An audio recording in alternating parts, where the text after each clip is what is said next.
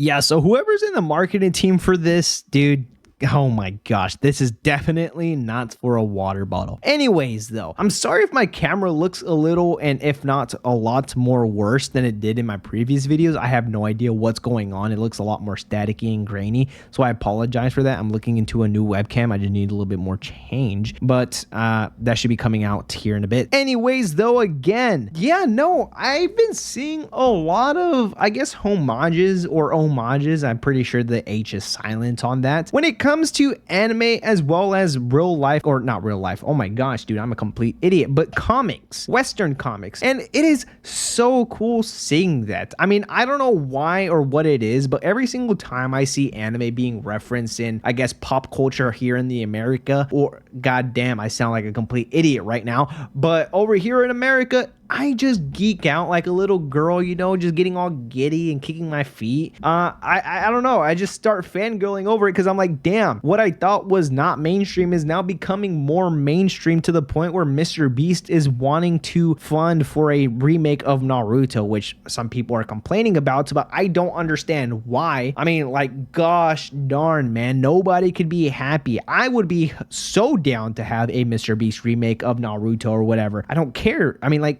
it's so stupid. I mean, we have yet to get those 4 episodes remade, and that was promised like 3 years ago or something, if I'm not wrong. But anyways, I'm getting a little off topic. I just wanted to talk about and point out some of the cool things that I have just seen recently with, you know, anime being referenced here in the United States for their Western comics. For example, Invincible. If you look at this image right here, they're doing almost the exact same poses that you see here in Sakamoto Days. Now, I say almost exact, but if you really do pay attention to it, for the most part, everything just looks one for one. The only difference is the background, which obviously, because this is based in Japan for Sakamoto Days, but here in Invincible, this is probably most likely like a city in the United States, but a fictional restaurant and whatnot. So it's pretty cool seeing that. And this isn't even the only one either, because if you look at this image right here too, he is doing the exact same pose as Saitama One Punch Man. I mean, look at that.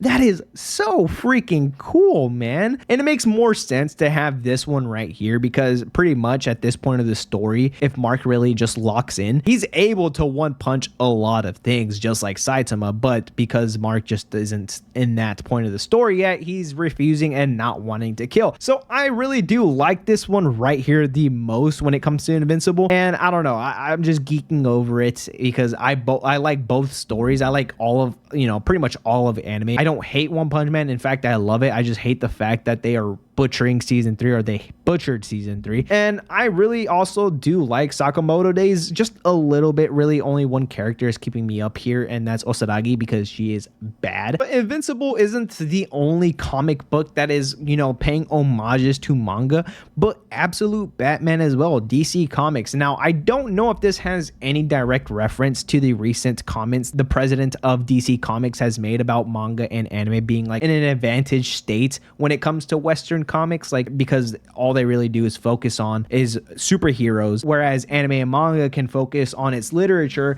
and expand further past just superheroes. I mean, we got animes that literally talk about rocks, Ruri rocks, for example, oh my lord, but then we also have things like cooking, fishing, riding on a freaking scooter, making a mug. I mean, like, the possibilities are pretty much endless when it comes to manga and anime. And I just want to go through all of them right now, and honestly, just because of this, I'm becoming more of a fan of Absolute Batman. I mean, I really do just LARP this series because I really don't read comic books, because for the most part they are just pretty much overwhelming. I feel like I'm just more inclined to even read this one because of a lot of the references and homages. Obviously, literally the whole point of this video is because, you know, they touch on some very big manga IPs. I mean, look, for this one we have Akira. This is a badass one, not my favorite, but definitely one of the coolest. And then you have Absolute Batman doing the same poses, or doing one of the poses of Chainsaw Man, and he's got chainsaws on his freaking arms. Like, dude, holy crap. Now, I do realize that in this version of Batman, he's like a